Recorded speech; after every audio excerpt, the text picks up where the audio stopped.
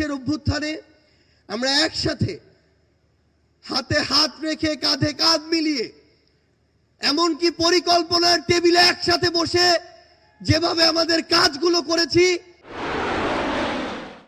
যে কেউ কোনোদিন কোনো সত্যকে চাপিয়ে রাখতে পারে না।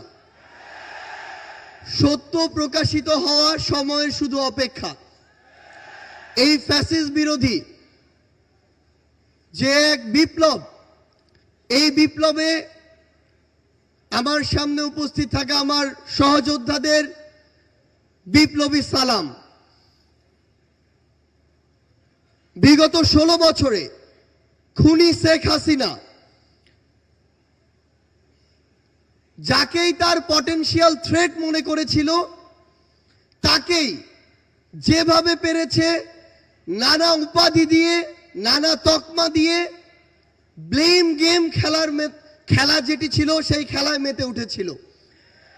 আমরা দেখেছি অনেক নিরপরাধ মানুষকে, অনেক নিরপরাধ আলেম ওলামাকে কিভাবে শুধুমাত্র তার পটেনশিয়াল থ্রেট মনে করার কারণে জেলখানা থেকে শুরু করে হামলা মামলা নির্যাতনের মাধ্যমে হত্যা করেছে।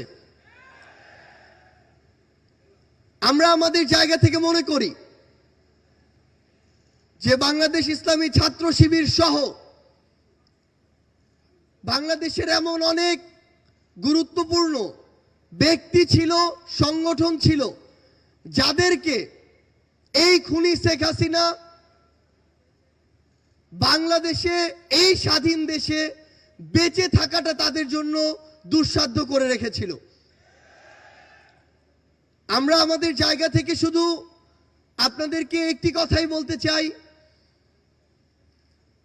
খুনি শেখ হাসিনা যেভাবে আপনাদেরকে সহ অনেককেই রিপ্রেজেন্ট করার চেষ্টা করেছিল, বাংলাদেশের বর্তমান প্রজন্ম সেটিকে কিন্তু বিশ্বাস করে না।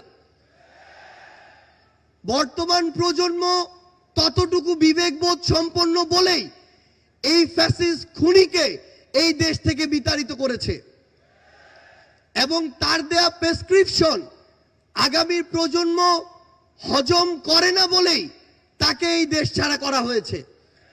আমরা বিশ্বাস করি আপনারা আপনাদের কাজের মধ্য দিয়ে পুরো বাংলাদেশের মানুষের কাছে আপনাদের গ্রহণযোগ্যতা সর্বোচ্চ পর্যায়ে নিয়ে যাবেন এবং আমাদের সব কিছুর আগে, ব্যক্তির আগে, গোষ্ঠীর আগে, দলের আগে পুরো দেশের মানুষ এবং দেশের এই প্রায়োরিটিটি যেন আমাদের মাঝে থাকে।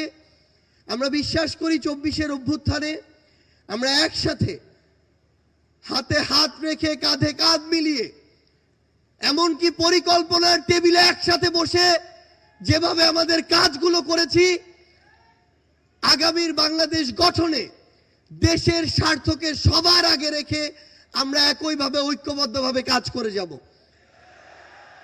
আমরা বিশ্বাস করি আমাদের চিন্তা ভাবনা যতদিন সৎ থাকবে, আমাদের কাজ যতদিন দেশ ও দেশের মানুষের জন্য থাকবে, ততদিন খুনি হাসিনার মতো যারাই আমাদের প্রতিবন্ধকতা হিসেবে সামনে আসুক না কেন, আমরা ঐক্যবদ্ধভাবে তাদেরকে প্রতিহত করতে পারব।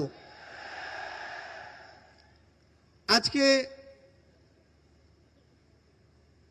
এই কেন্দ্রীয় সমাবেশে আপনারা যারা উপস্থিত হয়েছেন, আপনাদের সকলকে এই অভ্যুত্থান পরবর্তী নতুন বাংলাদেশে, সংগ্রামের বাংলাদেশে আমরা সংগ্রামী শুভেচ্ছা জানাতে চাই।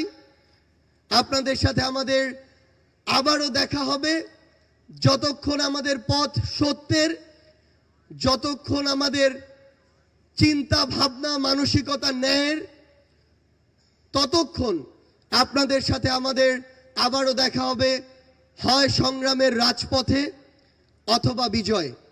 ধন্যবাদ সবাইকে। ইনকিলাব জিন্দাবাদ।